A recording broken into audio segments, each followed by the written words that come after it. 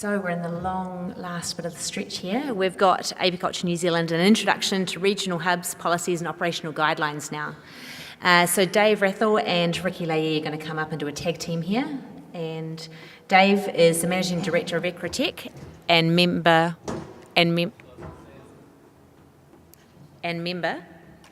of the Apiculture Interim Governance Board. And Ricki Leahy is a past president of the MBA, so most of you will know him, and a member of Apiculture New Zealand Interim Executive Council, and a successful beekeeper as well. Thank you. Hi, I'm Dave, this is Ricki, and we're going to get outside in front of the lectern because I'm a little fella, and you probably wouldn't be able to see me if I was there. So we're going to just give you a quick, brief presentation around the guidelines to the regional hubs. Ricki and I were members of the Interim Apiculture Governance Board that was appointed to establish this new industry body, and part of that process was to develop some guidelines for the formation of and the operation of the hubs.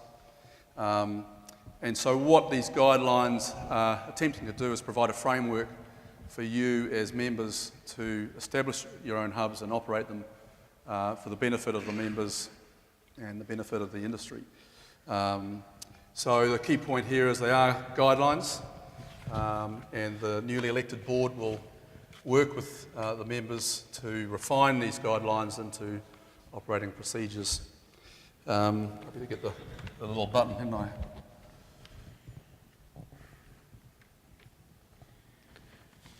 So the topics are just a quick constitutional summary. How do we go about establishing a regional hub? What are some of the core policies and responsibilities of the hub and the team that lead the hub? How are we going to expect finances to be managed, and what sort of support you can get and expect from the management of APNZ and the board. So the regional hubs will be flexible organisations, and what that means is that they're there for the support of members, and a regional hub may decide that its core purpose is for social activities and networking. Another regional hub might decide that its core purpose is for education and training, and a third might decide that it's a mixture of both. So the flexibility is there for you as hub members and hub organisers to determine what your core purpose is. In terms of the financial side of things, there is a requirement to, if you are going to manage the financial aspects of your hub, there will be a requirement to comply with certain requirements from the board.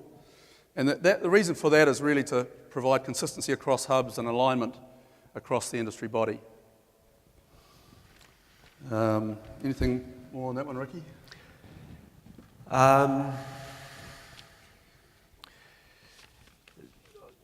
Obviously we've got to work with the compliance with the board governance requirements. Yeah, I think you probably covered it there. Yep, cool. Yeah, for that. In terms of establishment, so the way we expect it to work is that there's a small group of you in Turangi, for example. You'd like to develop a regional hub. You will get together with others in your area, Central Plateau, for example. Find a core group of members who wish to develop a regional hub. And the expectation is you'll pull together a simple proposal to go to the board. You will define your geographic region and propose that to the board. Now, that definition, I guess, is about being practical. What is practical in terms of, if I'm based in Turangi, what is a practical area for myself and my colleagues, my other members, to form a hub? And it might be, let's call it 2 hours driving distance, and you'll determine that. And the key there is that there's no overlap with other hubs. We expect to sort of have some sort of threshold around memberships for the establishment of a board, and we would expect that those members are dedicated to the one hub. And that's about providing consistency and stability and momentum. Because once you establish a hub, you do want to build momentum, you want to drive activities, build cohesiveness, and we think that's pretty important. And I sort of proposed for next year when we go through our membership subscription forms, that hopefully there will be somewhere on there where you'll be able to dedicate yourself to a hub. This year, of course, we haven't had that because we haven't really had the hubs established. So that's going to happen then, yeah. In terms of some core policies, one is that each hub will have an AGM by the 31st of May each year, and that's really to give time to facilitate elections of any new officers of the hub prior to the annual AGM, which is in the June-July timeframe.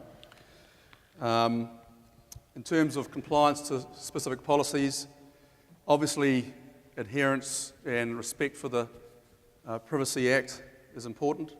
So, for example, email addresses or email lists to be used for the benefit of the hub and the organisation, but not to be obviously passed to external parties.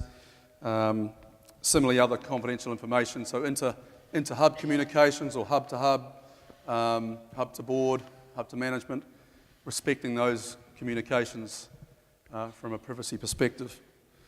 The notices of motion, legal and financial requirements will be described in the Constitution, and it will cover financial aspect of things shortly. And the social media is all about consistent messaging, really. If a hub is running a Facebook page or a Twitter account, whatever, obviously we want to have good messaging coming from that. We don't want that used to denigrate anybody or criticise anybody or attack anybody. We want to have really good policies about that. And code of conduct, we've got to have communication between members and the board, the management team, amongst all stakeholders and whatnot. We want that to be positive and polite, if you like. We don't. So, yeah, we're going to have policies around that sort of stuff. Yeah. Cool. In terms of key responsibilities, if a hub chooses to manage its own finances, then they'd be required to set up a committee and appoint a treasurer, and therefore to manage their own bank accounts, and we'll talk a little bit more about that shortly. If a hub chooses not to manage its own financial responsibilities, then really it needs just a coordinator to coordinate, or a small group to coordinate and manage activities and events. And there's obviously financial guidelines, and all these have actually been established by the APNZ Treasurer, and this is just to ensure compliance and consistency with all the hubs.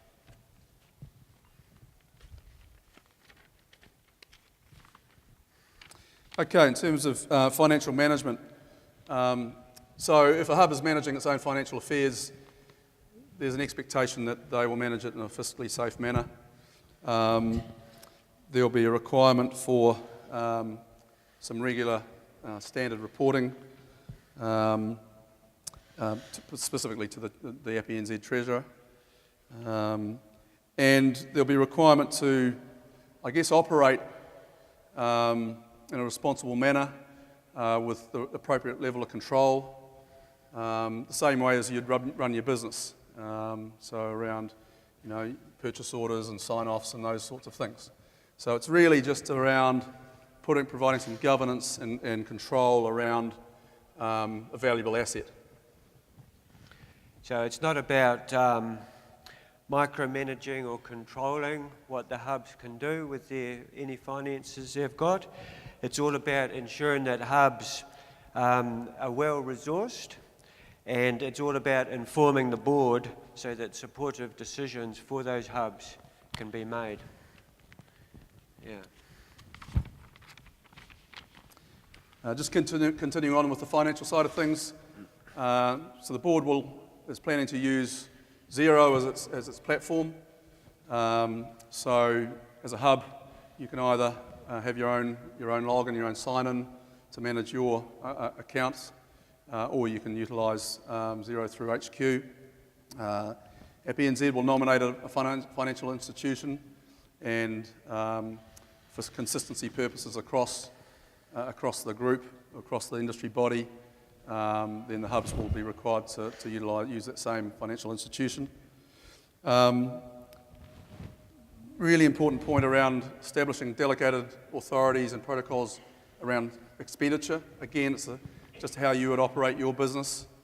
In our business, we have delegated authorities from our board to myself and the team, and it's just managing those protocols. And again, it's about responsible governance, and then the submission of the financial reports back to the Treasurer and the Board on a biannual basis. Yeah, it's sort of about the hubs maintaining a managed control of their financial resources.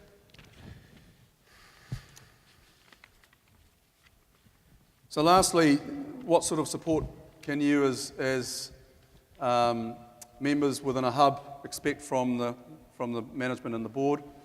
The plan is to have financial support where appropriate. So if you and a hub want to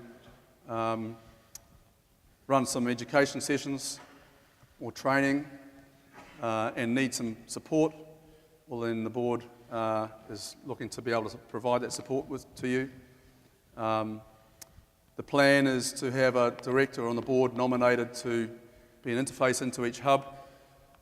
So if you have particular issues or requests that you wish to have escalated, then you have that point of contact, you have that voice, and that's important.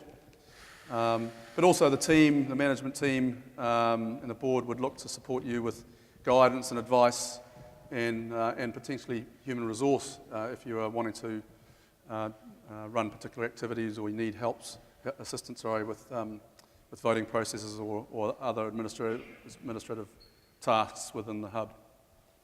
So that's pretty much it as a guideline. The objective really is to, as I said, to provide a framework for the establishment and operation of the hubs.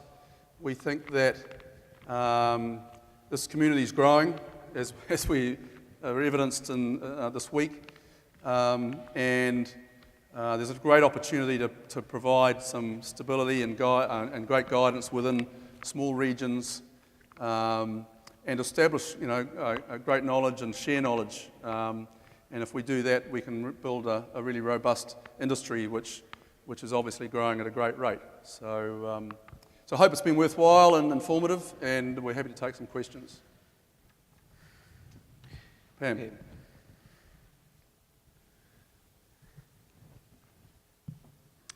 Hi, I'm Pam from the Hawke's Bay branch.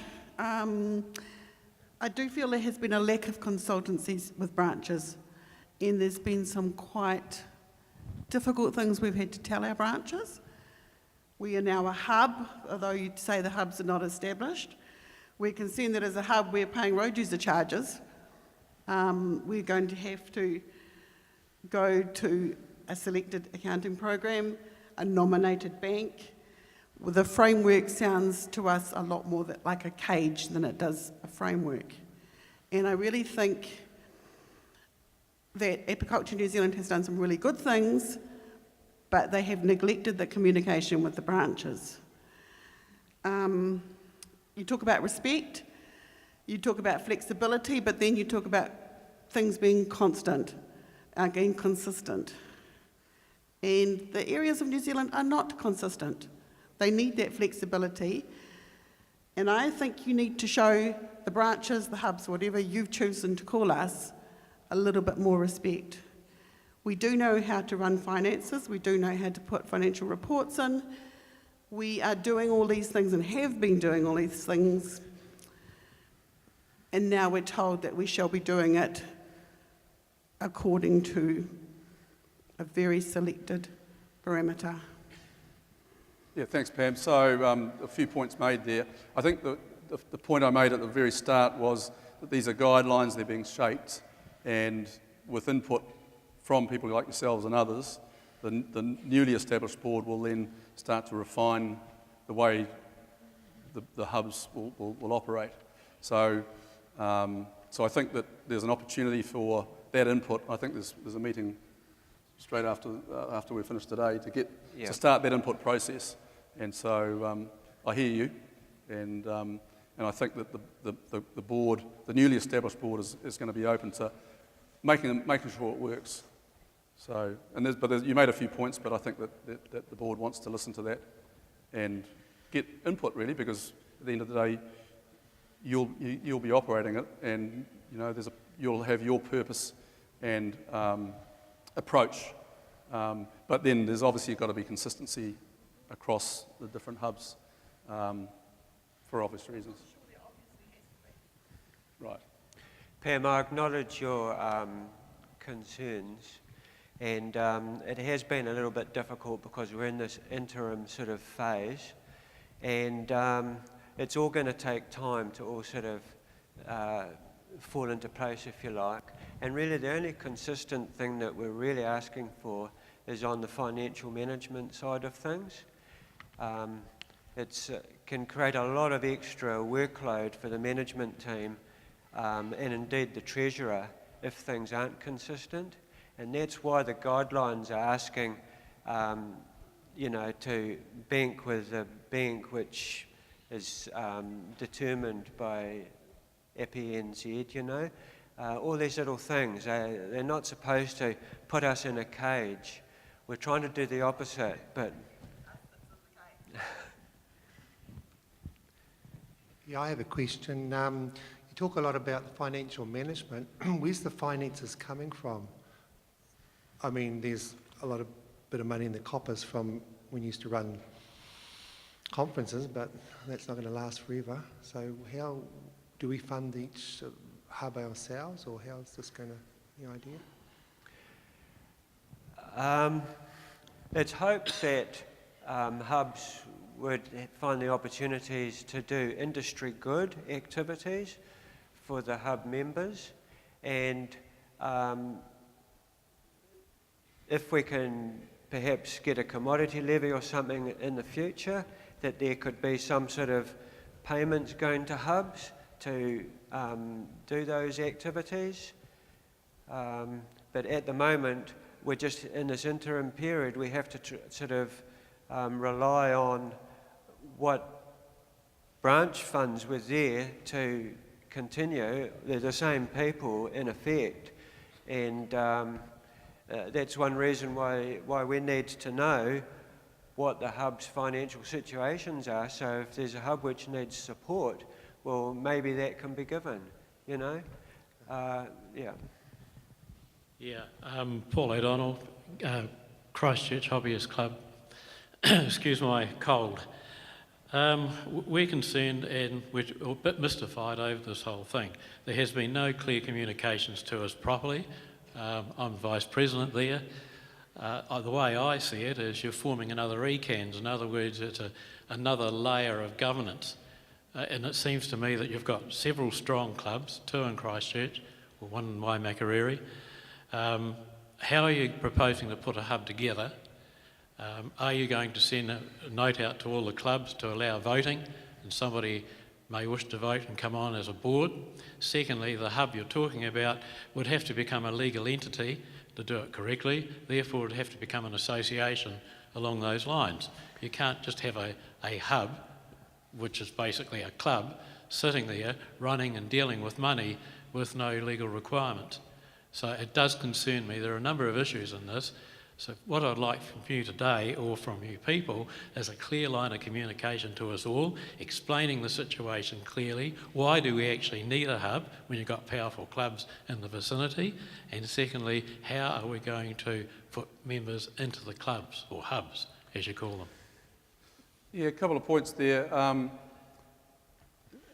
First and foremost, there are certain regions where there are existing branches, hubs, whatever you want to call them, that are strong.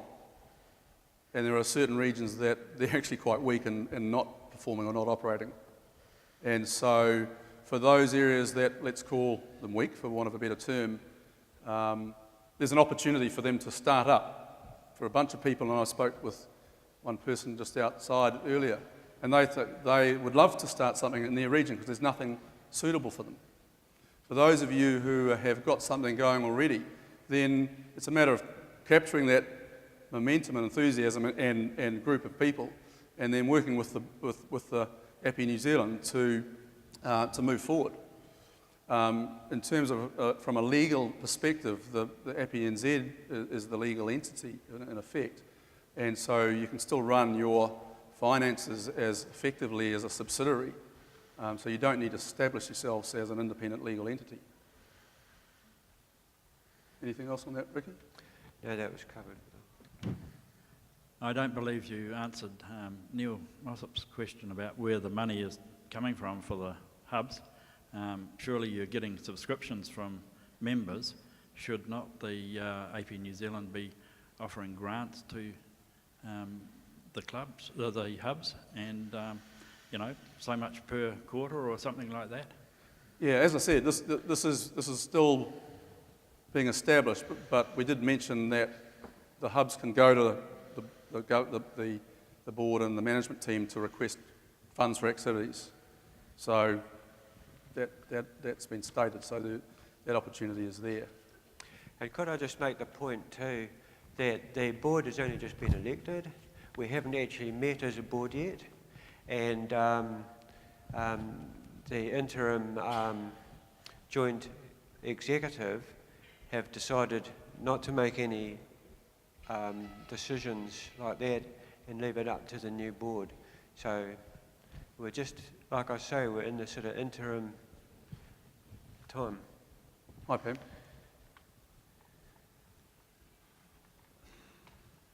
I fully respect the times that you guys have been going through, and I fully support you. But we feel as branches that we are having things imposed upon us, new rules, new costs, because the accounting system is going to cost, whereas it doesn't cost our branch anything at the moment. So I think the feeling that's coming across, certainly to our branch, is that things are being imposed at a time when you guys should be just waiting a little bit. A major one for us this year was not being allowed to know who the members of Apiculture New Zealand were in our area. If something was to be sent out to our members, it had to go through head office. This was a major change, and it was never negotiated. Yeah, point taken. We had to be very careful with what we did with mailing lists because of the privacy issues, and we were just working under advice to do what we did.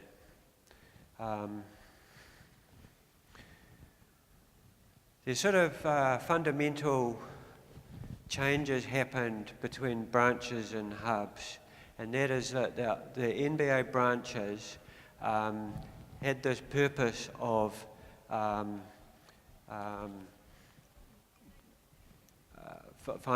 going through a process of getting a ward rep to go on to what was the NBA executive. But now that we've got secretaries, so that's a fundamental difference. So there's actually a very different sort of tasks that hubs now do rather than as the branches did. So there is a lot of changes, and we just got to all get our heads around these changes and try and move forward positively in this new framework. And all these rules that you talk about, they're actually guidelines. We're trying to keep everything free and easy for the hubs, because as I suggested, that the hubs have now got different sort of jobs to do in the way of how they operate.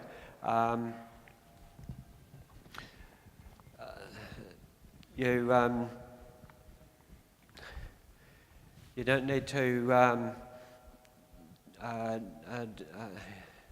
think the core thing, Pam and everybody, is that Ricky's right. First of all, we're in a transition phase. There's a new board that's been elected. They haven't met.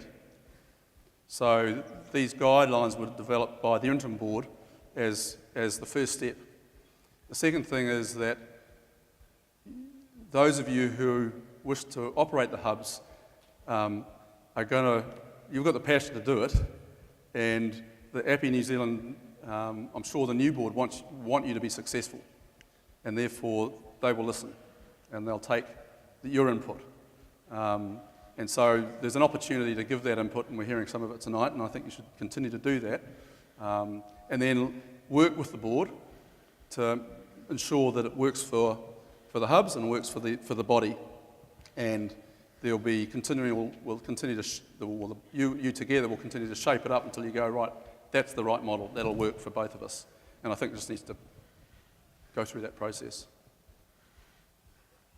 Probably what we're not thinking about is we've got sectors now, so a lot of the concerns, which are sector concerns, probably won't pass through the hub. In fact, they probably won't. They will probably go direct to those sector representatives on the board. We've yet to establish the sectors and get all those lines of communication going.